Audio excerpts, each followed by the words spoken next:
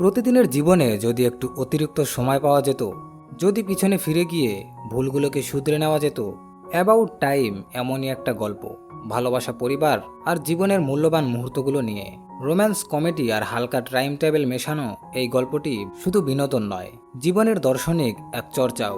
আজকে আমি আপনাদের নিয়ে যাব সেই হৃদয় ছোঁয়া সফরে। আসসালামু আলাইকুম এভরিওয়ান। আজকে আমরা এক্সপ্লেন করব 2013 সালে রিলিজ পাওয়া অ্যাবাউট টাইম নামের এই মুভিটা নিয়ে, যেটার আইএমডিবি রেটিং হচ্ছে 7.3 আউট অফ 10। মানে বুঝতেই পারছেন মুভিটা অনেক ভালো হতে চলেছে। তো গল্প শুরু করার আগে আমি আপনাদের কাছে একটা অনুরোধ করব যে আমাদের চ্যানেলটা দেখতে পাচ্ছেন এটা কিন্তু খুবই নতুন, তাই একটা সাবস্ক্রাইব করে পাশেই থাকবেন। তো চলুন আমরা আর বেশি কথা না বাড়িয়ে মুভির গল্পে চলে যাই।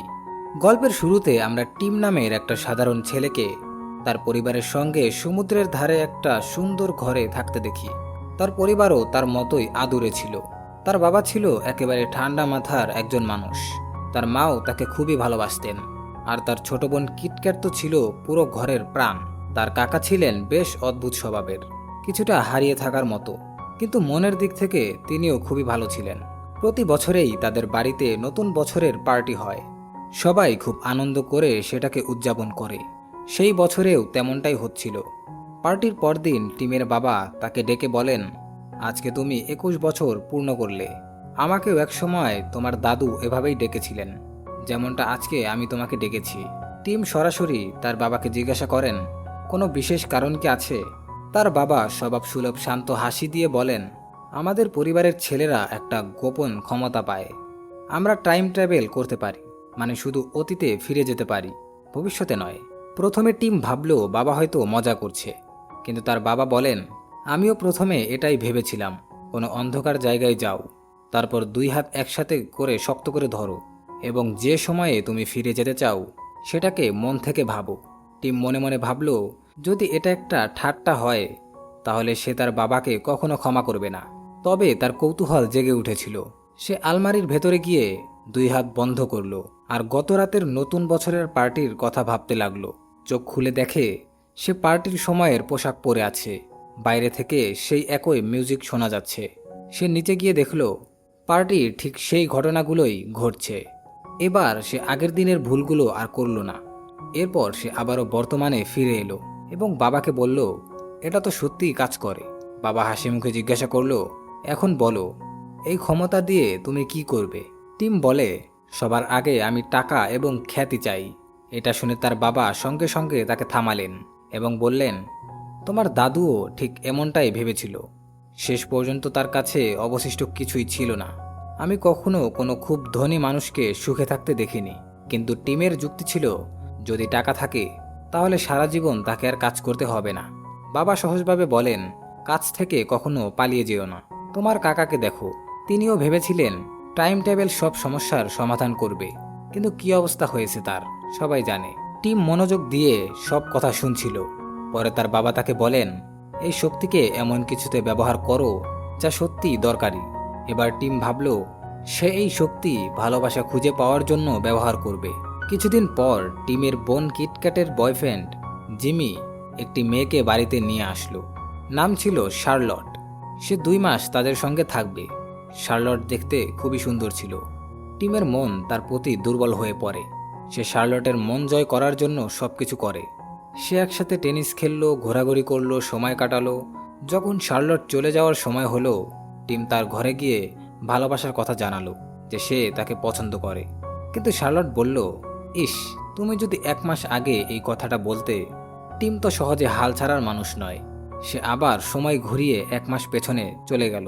এরপর সে আবারও শার্লটকে ভালোবাসার কথা বলল।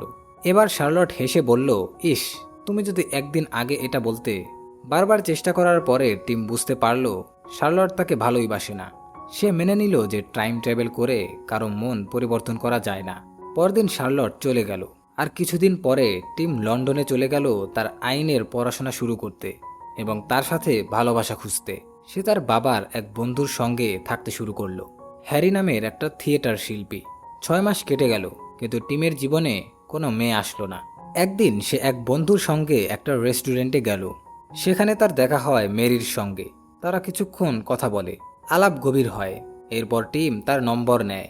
মেরি নাম্বার দেওয়ার সময় বলে, আশা করি আবারও দেখা হবে। টিম খুব খুশি হয়, কিন্তু বাড়ি ফিরে দেখে হ্যারি খুব হতাশ। বলে, আজ আমার নাটক ছিল, কিন্তু এক অভিনেতা তার স্ক্রিপ্ট ভুলে গিয়েছিল। পুরো নাটক নষ্ট হয়ে গেছে, দর্শকরা উঠে চলে গেছে, এখন রিভিউগুলো খারাপ হয়ে যাবে, আর আমার পুরো ক্যারিয়ার শেষ হয়ে যাবে। টিম এবার কয়েক ঘন্টা আগের সময়ে ভ্রমণ করে এবং সেই অভিনেতাকে সময় মতো স্ক্রিপ্ট মনে করিয়ে দেয়। এবার নাটক দারুণভাবে হয়। হ্যারি খুব খুশি, কিন্তু টিম যখন তার ফোনে ম্যারির নাম্বার খুঁজে দেখে তখন সে ভেঙে পড়ে। নাম্বারটা তো ফোনের ভেতরে নেই, কারণ এইবার সে ওই মুহূর্তটা কাটায়নি। যখন সে ম্যারির সঙ্গে আলাপ করছিল তখন তো সে নাটক ঠিক করতে ব্যস্ত ছিল। এখন সে চিন্তায় পড়ে যায়, যদি আবার টাইম ট্রাভেল করে তাহলে হ্যারির নাটক ফেল হয়ে যাবে। দুইটা জিনিস একসাথে চলছিল, তার কাছে ম্যারির কোনো যোগাযোগ নেই। একদিন খবরের কাগজ পড়তে গিয়ে তার মনে পড়ে যে ম্যারি কেটকসকে খুবই পছন্দ করে আর একটা আর্ট গ্যালারিতে কাজ করত। টিম সঙ্গে সঙ্গে সেই গ্যালারিতে যায় এবং এক সপ্তাহ ধরে প্রতিদিন সেখানে অপেক্ষা করতে থাকে। এক সপ্তাহ পরে ম্যারি সেখানে আসে, কিন্তু যখন টিম তার সঙ্গে কথা বলতে যায় ম্যারি তাকে চিনতেই পারে না। ম্যারির জন্য এটা তার প্রথম দেখা, কিন্তু টিমের জন্য এটা দ্বিতীয় ছিল। টিম সহজভাবে ম্যারি ও তার বান্ধবীকে কফির জন্য ডেকে নেয় এবং তারা তখন রাজিও হয়ে যায়। কফির টেবিলে কথা বলার সময় টিম ম্যারিকে জিজ্ঞাসা করে, তোমার কি কোনো বয়ফ্রেন্ড আছে? ম্যারি এক হালকা হাসি দিয়ে জানায়, এক সপ্তাহ আগেই একজন হয়েছে। এটা শুনে টিম একদম চমকে যায় এবং বলে, এটা তো হতেই পারে না। ম্যারির কাছে এই প্রশ্নটা বেশ অদ্ভুত লাগে। তাদের কথা এগিয়ে চলছিলই তখনই ম্যারির বয়ফ্রেন্ড সেখানে আসে। তার নাম ছিল রুপার্ট। এটা দেখে টিম মোটেই খুশি হয় না, কিন্তু সে স্বাভাবিকভাবে আচরণ করার চেষ্টা করে এবং জিজ্ঞেস করে, তোমাদের প্রথম দেখা কোথায় হয়েছিল? ম্যারি জানায় যে একটা বিরক্তকর পার্টিতে। আর সেই পার্টি কোথায় হয়েছিল জানতে চাইলে ম্যারির বান্ধবী বলে, ওটা আমার বাড়িতেই হয়েছিল। টিম একটু অধৈর্য হয়ে ম্যারির বান্ধবীর কাছে তার ঠিকানা জানতে চায়। এটা শুনে ম্যারি ও তার বান্ধবী কিছুটা অস্বস্তি বোধ করলেও টিম পরিস্থিতি সামলে বলে, আমি সবকিছু বিস্তারিতভাবে জানতে পছন্দ করি। এরপর বান্ধবী ঠিকানা দিয়ে দেয়। টিম সঙ্গে সঙ্গে টাইম টেবিল করে সেই পার্টির সময়ে ফিরে যায়। তখন পার্টি চলছিল, কিন্তু রুপার্ট এখনো সেখানে আসেনি। ম্যারি একটা কোনায় একা দাঁড়িয়েছিল, কিছুটা বিষণ্ণ লাগছিল তাকে। টিম তার পাশে গিয়ে কথা বলতে শুরু করে, এমন সব বিষয় নিয়ে যা ম্যারি পছন্দ করত। যদিও ম্যারির জন্য এটা প্রথম দেখা, কিন্তু টিম ইতিমধ্যেই দুবার তার সঙ্গে দেখা করেছে, তাই সে জানে যে তার কি কি পছন্দ। টিম বলে, আমিও ক্যাটমসকে খুবই পছন্দ করি, আর আমি জানি তুমি এই পার্টিতে একদমই বিরক্ত হচ্ছ।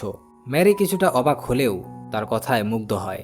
ম্যারি বলে, হ্যাঁ, এই পার্টিটা খুবই বিরক্তকর। এরপর তারা বাইরে কোথাও ঘুরতে চলে যায়। অন্যদিকে হতভাগা রুপার্ট তখন পার্টিতে প্রবেশ করছে, কিন্তু সে জানতেও পারে না যার সঙ্গে তার প্রেম হওয়ার কথা ছিল তাকে অন্য কেউ নিয়ে চলে গেছে। টিম এবার সবকিছু বদলে দেয়। বাইরে ডিনারের পর সে ম্যারিকে বাড়ি পর্যন্ত পৌঁছে দেয়।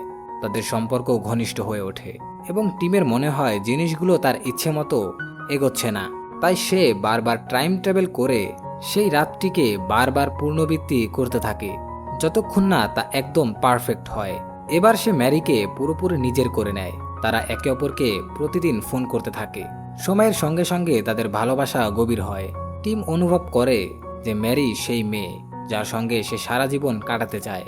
কিছু সময় পর টিম ম্যারিকে বিয়ের প্রস্তাব দেয়। ম্যারিও বিনা দ্বিধায় রাজি হয়ে যায়। টিম ম্যারিকে নিজের বাড়িতে নিয়ে গিয়ে পরিবারের সঙ্গে পরিচয় করায়। সবাই ম্যারিকে খুব পছন্দ করে। ডিনার টেবিলে সবাই বসে থাকা অবস্থায় টিম ঘোষণা করে, আমরা সিদ্ধান্ত নিয়েছি আমরা বিয়ে করব। এই কথা শুনে সবার মধ্যে আনন্দের সাড়া পড়ে যায়। টিম আরও জানায়, আমি বাবা হতে চলেছি। এটা শুনে সবাই অনেক খুশি হয় এবং মজা করে বলে, বিয়ে হয়নি আর আগে থেকেই বাবা হয়ে গেলে। বিয়ের দিন চলে আসে। অনেক কিছু এলোমেলো হতে থাকে, কখনো বৃষ্টি, কখনো বক্তৃতায় গণ্ডগোল। টিমের ব্যক্তিগতভাবে এসব নিয়ে সমস্যা ছিল না, কিন্তু সে চায় ম্যারি যেন তার স্বপ্নের মতো বিয়ে পায়। তাই সে বারবার টাইম ট্রাভেল করে সবকিছু নিখুঁতভাবে সাজিয়ে নেয়। অবশেষে বিয়েটা ভালোভাবে সম্পূর্ণ হয়। বিয়ের পর টিম ও ম্যারির একটি কন্যা সন্তান হয়। তারা দুজনেই তাকে খুব ভালোবাসে। টিমের জীবন খুবই ভালোভাবে চলছিল। সে টাইম ট্রাভেল করা অনেক কমিয়ে দিয়েছিল, কারণ এখন তার কিছু বদলানোর দরকারই পড়ে না। তার জীবন এখন খুবই নিখুঁত। একদিন টিমের পুরো পরিবার তাদের নতুন বাড়িতে একত্রে হয়েছিল, কিন্তু কিটক্যাট মানে টিমের ছোট বোন তখনও আসেনি। টিম দেখে কিটক্যাটের বদলে তার বয়ফ্রেন্ড জিমি এসেছে। টিম অবাক হয়ে জিজ্ঞাসা করে, কিটক্যাট কোথায়? জিমি হতাশ মুখে বলে, সে মদ পান করেছিল আর তাই আমাদের মধ্যে ঝগড়া হয়। এরপর সে গাড়ি নিয়ে বেরিয়ে যায়। আমি জানি না সে কোথায় গেছে। কিছুক্ষণ পর টিম জানতে পারে কিটক্যাটের অ্যাক্সিডেন্ট হয়েছে। তার মুখে আঘাতের চিহ্ন ছিল। এই প্রথমবার টিম বুঝতে পারে সে নিজের জীবনে এতটাই ব্যস্ত হয়ে পড়েছিল যে বোনের কষ্টগুলোর প্রতি কখনো মনোযোগ দেয়নি। কিটক্যাট ভেতর থেকে ভেঙে পড়েছিল। সম্পর্কগুলো তার জীবন আরও খারাপ করছিল। সে ডিপ্রেশনে গিয়ে প্রচুর মদ পান করতে শুরু করেছিল। কিছুদিন পর কিটক্যাট একটু একটু করে সুস্থ হতে শুরু করে। টিম তার হাত ধরে বলে, আমার স্ত্রী যতটা গুরুত্বপূর্ণ ঠিক ততটাই তুমিও গুরুত্বপূর্ণ। সে কিটক্যাটকে নিজের টাইম ট্রাভেলের গোপন কথাটা জানায় বিশ্বাস অর্জনের জন্য। টিম বলে, তুমি অতীতে যা বদলাতে চাও আমি তা বদলে দিতে পারি। আমি নিজের জন্য বহুবার এটা করেছি। সে সিদ্ধান্ত নেয় তার বোনকে নতুন একটা সুযোগ দেবে। টিম কিটক্যাটের হাত ধরে বলে, চলো আমার সঙ্গে। তারপর তারা দুজন চলে যায় সেই অন্ধকার আলমারিতে। কিটক্যাট এখনো ভাবছিল এটা সবই একটা মজা, কিন্তু টিম এবার একটু ভিন্ন কিছু করার পরিকল্পনা করে। সে কিটক্যাটকে নিয়ে সরাসরি ফিরে যায় সেই নিউ ইয়ারের পার্টিতে। আস্তে করে বলে, এই রাতটাই তোমার জীবনকে পাল্টে দিয়েছিল। কিটক্যাট কিছুটা বিভ্রান্ত ছিল, কিন্তু সে টিমের হাত ছাড়ে না। তারা দুজন পার্টির দরজায় দাঁড়িয়ে, জোরে গান বাজছে, সবাই নাচছে। কিছুক্ষণ পর জিমি তার ফ্লার্টি আচরণ নিয়ে সেখানে আসে, যেন দুনিয়ার কোনো চিন্তাই তার নেই। তারা দেখে জিমি অন্য একটা মেয়ের সঙ্গে ফ্লার্ট করছে। প্রথমে কিটক্যাট দ্বিধায় পড়ে যায়, কিন্তু এরপর তার মুখে রাগ ফুটে ওঠে। সে এগিয়ে গিয়ে কোনো কিছু না ভেবেই জিমিকে একটা চর মেরে বসে। জিমি হতবাক হয়ে যায়। সে বুঝতেই পারে না যে তাকে চর কেন মারা হলো, কারণ সে তো এই মেয়েটাকে চেনেই না। কিটক্যাট কিছুক্ষণ চুপচাপ তাকিয়ে থাকে, কিন্তু কিছু বলে না। এতে বোঝা যাচ্ছিল কিটক্যাটের মনে জিনিসগুলো এখন পরিষ্কার হয়ে এসেছে। সেই চরের সঙ্গেই সে তার পুরনো সব আবেগের ইতি টেনে দিয়েছিল। এদিকে টিম বুঝতে পারে কিটক্যাট এখন সেই সম্পর্ক থেকে বেরিয়ে আসার জন্য প্রস্তুত। সে যেহেতু এখন জিমির সঙ্গে সম্পর্ক ছিন্ন করেছে, তার ভবিষ্যতও পাল্টে গেছে। কিছুক্ষণ পর তারা বর্তমান সময়ে ফিরে আসে। টিম দেখে কিটক্যাট এখন অনেক শান্ত। তার চোখে ছিল এক ধরনের প্রশান্তি। এখন কিটক্যাট ছিল তার এক ঘনিষ্ঠ বন্ধু জের সঙ্গে। জে ছিল একজন খুব ভালো ছেলে। টিম দেখে এবার তার বোন সত্যিই খুশি। এটা ভেবে টিম নিজেও খুব খুশি হয় যে সে অবশেষে তার বোনের জীবনটা ঠিক করতে পেরেছে। কিন্তু সেই সুখ বেশিক্ষণ স্থায়ী হয়নি। যখন টিম তার মেয়ে পসির কাছে যায়, সে দেখে পসির বদলে সেখানে একটা ছেলে দাঁড়িয়ে রয়েছে, যার সঙ্গে তার কোনো স্মৃতিই নেই। এটা দেখে টিম ভেঙে পড়ে। এই ছেলেটি তার ছেলে, কিন্তু টিম তার সঙ্গে কখনো কোনো মুহূর্ত কাটায়নি। সে তাড়াতাড়ি ম্যারির কাছে গিয়ে জিজ্ঞাসা করে, পসি কোথায়? ম্যারি পসি নামটা শুনে অবাক হয়, কারণ তাদের কোনো মেয়েই হয়নি। এটা দেখে টিমের হৃদয় ভেঙে যায়। সে ভাবতে থাকে, আমি কিভাবে ওকে ফিরিয়ে আনতে পারি। সে দৌড়ে তার বাবার কাছে পরামর্শ নিতে চলে যায়। তার বাবা তাকে বুঝিয়ে বলে, আমার তোমাকে আগে এটা বলা উচিত ছিল। যদি তুমি তোমার সন্তানের জন্মের আগের কোনো সময় পরিবর্তন করো, তাহলে সেই সন্তানও পাল্টে যাবে, তার ডিএনএ, পরিচয়, সবকিছু। এটাই টাইম ট্রাভেলের সবথেকে বড় ঝুঁকি। এই কথাটা টিমের হৃদয়ে পাথরের মতো আঘাত করে। পসি ছিল তার জীবনের একটা বিশেষ অংশ। তার অস্তিত্বই টিমের আনন্দ। আর এই জন্য টিম ডিসাইড করলো যে সে কিটক্যাটের জীবন ঠিক করার জন্য অন্য কোনো পথ বেছে নেবে। তাই সে টাইম ট্রাভেলের হেল্প না নিয়ে যেরকমটা প্রথমে হচ্ছিল সেরকমটাই হতে দিল। এখন কিটক্যাটের গাড়ি দুর্ঘটনা আবারও হলো। টিম এবং ম্যারি তার সঙ্গে হসপিটালে দেখা করতে গেল, কিন্তু এইবার টিম শান্ত ছিল, কারণ সে জানতো যে তার বোনের জীবন এখন নর্মাল হয়ে গেছে। কিটক্যাট আর জের মধ্যে সত্যিকারের ভালোবাসা জন্মাচ্ছে। তারা কিছু সময়ের মধ্যেই একে অপরকে ভালোবাসতে শুরু করে। যে তাকে সেই মানসিক সহায়তা দেয় যেটা তার দরকার ছিল। টিম ভাবে কিছু সম্পর্ক বদলাতে হলে সময় দিতে হয়। শর্টকাটে হয়তো গন্তব্য বদলানো যায়, কিন্তু পথ তো পেরোতেই হবে। কিছু সময় পরে টিম আর ম্যারির আরেকটি সন্তান হয়। এখন তাদের দুটি সন্তান, পসি আর তার ছোট ভাই। টিমের পরিবার এখন সম্পন্ন, কিন্তু জীবন কখনোই পুরোপুরি নিখুঁত হয় না। একদিন টিম জানতে পারে তার বাবার ক্যান্সার হয়েছে। হাতে আছে মাত্র কয়েক সপ্তাহ। এটা শুনে টিম স্তব্ধ হয়ে যায়। সে বাবার কাছে গিয়ে জিজ্ঞাসা করে, কিছু বদলানো যাবে কি? বাবা হেসে বলেন, সিগারেট খাওয়া তো আমি ছাড়তে পারবো না। তোমার আর তোমার বোনের জন্মের পেছনেও এটিই কারণ ছিল। তোমার মা আমার সিগারেট খাওয়ার স্টাইল দেখে প্রেমে পড়েছিল, এমন ভাবেই আমি ওকে পটিয়েছিলাম। এটা বদলে দিলে সবকিছুই বদলে যাবে। টিম বুঝতে পারে অনেক সময় কিছু অভ্যাস, কিছু ভুল, কিছু কষ্ট একটি ভালো গল্পের জন্ম দিতে পারে। তার বাবা তাকে আরও একটি গোপন কথা জানায়, আমি প্রতিটি দিন 2বার করে বাঁচি।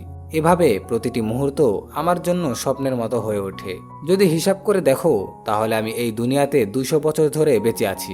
এরপর টিমও তার বাবার মতো একদিন 2বার করে কাটায়, মানে একবার সবকিছু নর্মাল করে যেভাবে চলে এবং আরেকবার তার নিজের মতো করে। কিন্তু একদিন এমন আসে যেদিন টিম আর বাঁচতে চায় না, তার বাবার মৃত্যুর দিন। সেই দিনটা খুবই খারাপভাবে কাটে। ম্যারি তাকে সান্ত্বনা দিয়ে কাঁধে হাত রাখে। টিম জানতো সে চাইলে পেছনে গিয়ে তার বাবার সঙ্গে দেখা করতে পারবে, আর তাই সে তা করেও। যখনই মন খারাপ হতো সে ফিরে যেত অতীতে, বাবার সঙ্গে গল্প করত আর সেই মুহূর্তগুলো আবারও উপভোগ করত। এরপর একদিন হঠাৎ ম্যারি বলে, টিম, আমি আর একটা সন্তান চাই। এটা শুনে টিম চুপ করে যায়। তার মনে পড়ে আরেকটি সন্তান মানে অতীতে আর যাওয়া হবে না, কারণ সবকিছু বদলে যাবে। সে তার আবেগ লুকিয়ে বলে, ঠিক আছে। ম্যারি গর্ভবতী হয়। টিম সিদ্ধান্ত নেয় সে শেষবারের মতো তার বাবার সঙ্গে দেখা করবে। সে ফিরে যায় অতীতে, বাবাকে বলে, আমি আর ফিরতে পারবো না, এটাই শেষবার। বাবা তার হাত ধরে বলে, আয় একবার তোর শৈশবে যাই। আমরা যদি কোনো কিছু না বদলাই তাহলে কিছুই গোলমাল হবে না। তারা দুজন চলে যায় সমুদ্র তটে, যেখানে ছোট্ট টিম বালির দুর্গ বানাচ্ছিল। তারা একসঙ্গে খেলতে থাকে, ঢেউয়ের সঙ্গে মেতে ওঠে। সেই মুহূর্তটা ছিল শুধুই ভালোবাসায় ভরা, সময় থেকে সম্পূর্ণ আলাদা। এরপর টিম বর্তমান সময়ে ফিরে আসে। সেই দিন থেকে সে টাইম ট্রাভেল করা বন্ধ করে দেয়। সে প্রতিটি দিনকে উপহার হিসেবে বাঁচতে শুরু করে, প্রতিটি মুহূর্তে খুশি খোঁজে। এক কাপ চায়ের পুরনো সুরে, পশির আঁকা ছবিতে, ম্যারির চোখের ঝলকে, সবই তার কাছে অমূল্য মনে হতে থাকে। এভাবেই শেষ হয়ে যায় টিমের গল্প। এক এমন মানুষ যার সময়ের ওপর নিয়ন্ত্রণ ছিল, কিন্তু শেষ পর্যন্ত সে সুখ খুঁজে পায় সময়কে গ্রহণ করেই। তো আপনাদের কাছে এই মুভিটা কেমন লাগলো? আশা করি ভালো লেগেছে। ভালো লাগলে একটা লাইক করে দিবেন। তো বন্ধুরা, দেখা হবে নতুন কোনো ভিডিওতে। সবাই ভালো থাকবেন। আল্লাহ হাফেজ। আল্লাহ হাফেজ। আল্লাহ হাফেজ।